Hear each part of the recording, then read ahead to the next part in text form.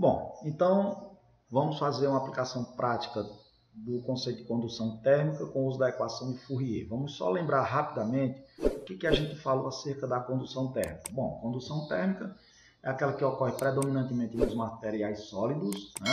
Então, quando você está com um aquecimento, com uma taxa no fogo, uma panela no fogo, ela é sólida, então o calor propaga-se através dela por condução térmica. Ou ainda, quando você usa um espeto de ferro para fazer o churrasco, o calor vai propagar-se através dele por condução, predominantemente. O calor passa de molécula para molécula sem transporte de matéria. Esse é um detalhe importante que na condução o calor flui de uma extremidade à outra, mas não há transporte de moléculas. As moléculas que estão no começo vão permanecer no mesmo local, vão ganhar energia da fonte de calor, aumentar a sua agitação e transferir essa energia para a molécula que está ao lado. E esse calor sai propagando-se por todo o condutor. E o fluxo, a propagação de calor através desse material é dado pela expressão de Fourier, Jean-Baptiste Joseph Fourier, que é escrita como sendo fluxo, que é representado pela letra grega φ. Aqui eu coloquei uma legenda com todas as letrinhas da equação. O fluxo é a quantidade de calor dividida pelo tempo. O K é o coeficiente de condutividade, aquele que caracteriza se ele é bom ou mau condutor térmico. Os bons condutores têm um alto coeficiente, então a panela de alumínio, o alumínio tem um alto coeficiente, maior do que o do vidro, porque o alumínio é melhor condutor térmico. A é a área livre de contato, então você estende a roupa lá aberta no varal para aumentar a área e aumentar o fluxo. Variação de temperatura e espessura. Quanto mais espesso o material, menor é o fluxo. O fluxo será inversamente proporcional à espessura. É por isso que em dias frios você usa um cobertor espesso, tá certo? Está aqui então a equação de Fourier, uma figura ilustrativa que mostra exatamente esse fluxo através de uma parede de área A. Agora vamos fazer uma aplicação matemática dessa equação, tá certo? Vamos lá. A equação eu peguei lá do livro do Ramalho Nicolau Toledo, intitulado Os Fundamentos da Física, volume 2, capítulo 7, página 131, a questão proposta 126. E ela diz o seguinte: um recipiente consta de duas paredes separadas por uma placa de zinco. Aí ele deu o coeficiente de condutividade. Vamos retirar esse dado aqui. O coeficiente de condutividade é o nosso K. Vale 0,3. É importante vocês observarem as unidades, viu? Calorias, então vai ser a unidade de calor, por segundo, então o tempo tem que estar em segundos, vezes centímetro, então tudo que tiver área, espessura tem que estar em centímetro, e graus Celsius, temperatura, graus Celsius. Com 10 milímetros de espessura, olha, a primeira informação aí, a espessura, desculpe, 10 milímetros. Então, a primeira coisa é mudar isso aqui. Por quê? Porque aqui no coeficiente tem centímetros. De milímetro para centímetro, é só lembrar, uma régua que você pega, 1 centímetro equivale a 10 milímetros. Portanto, aqui seria 1 centímetro de espessura, 10 milímetros. Ainda, 20 centímetros de altura e 40 de largura. Então, ela tem o formato de um retângulo. Vamos calcular a área livre.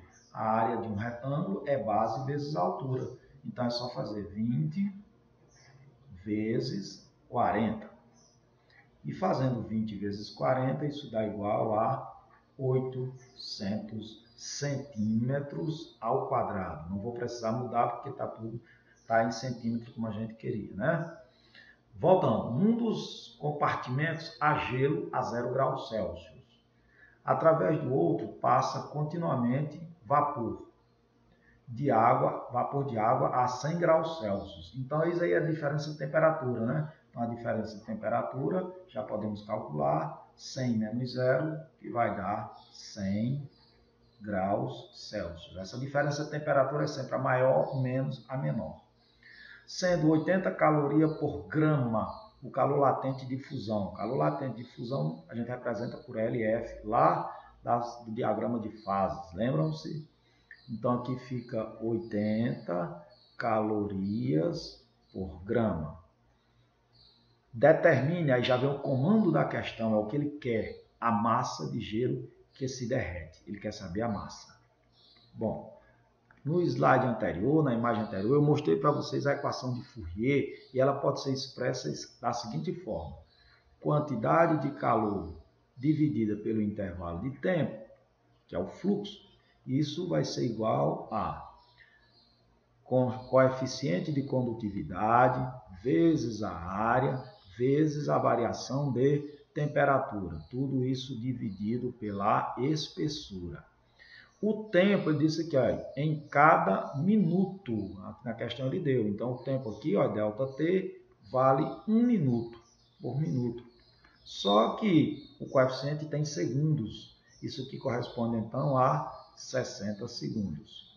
Vamos substituir aqui. O que nós queremos? É a massa. Para sofrer fusão, é calor sensível ou calor latente? Isso, calor sensível, mudança de fase. A equação é massa vezes o calor latente de fusão dividido pelo intervalo de tempo, que é igual a coeficiente de condutividade vezes a área vezes a variação de temperatura, tudo isso dividido pela espessura. Como eu quero a massa, vamos isolar a massa aqui nessa equação, operação matemática básica. O que está dividindo passa a multiplicar. Esse intervalo de tempo dividindo passa a multiplicar e esse calor latente multiplicando passa a dividir. Então a equação vai ficar agora assim, ó. Intervalo de tempo, ΔT, que multiplica coeficiente vezes a área vezes a variação de temperatura, tudo isso dividido por calor latente estava multiplicando, passa a dividir. Então, fica a espessura vezes o calor latente de fusão. E agora é só continha de bodega. Vamos tirar letras e colocar números, né? Vai ficar fácil aqui. Opa. O tempo, 60 segundos. 60 vezes o coeficiente 0,3 vezes a área 800 vezes a variação de temperatura 100. Tudo isso dividido por espessura foi 1 centímetro vezes o calor latente de fusão, que é 80. Essa conta é fácil de fazer, né? Ficou fácil porque eu vou pegar logo esse 800 e dividir aqui, ó, por 80. 800 dividido por 80 dá 10. Sobrou 10 aqui, ó. Agora vamos multiplicar tudo que está aí, ó, que sobrou. 0,3 vezes 10 dá 3, vezes 60 dá 180. Aí tem 2 zeros aqui, então vai ficar 180, 1.800, ou 18.000, desculpa, 18.000 gramas. Ora, eu posso expressar isso aqui como sendo massa. 1 quilograma tem 1.000 gramas, portanto aqui daria 18 quilogramas, ok? Estaria respondida a nossa questão. Eu espero que vocês tenham entendido a resolução. Se não entendeu alguma parte da resolução, deixe aí nos comentários. Se quiserem que eu faça outras questões, comente aí. Se gostou da aula, dá um like, curta, compartilhe. Se não é inscrito, se inscreva no canal. E até a nossa próxima.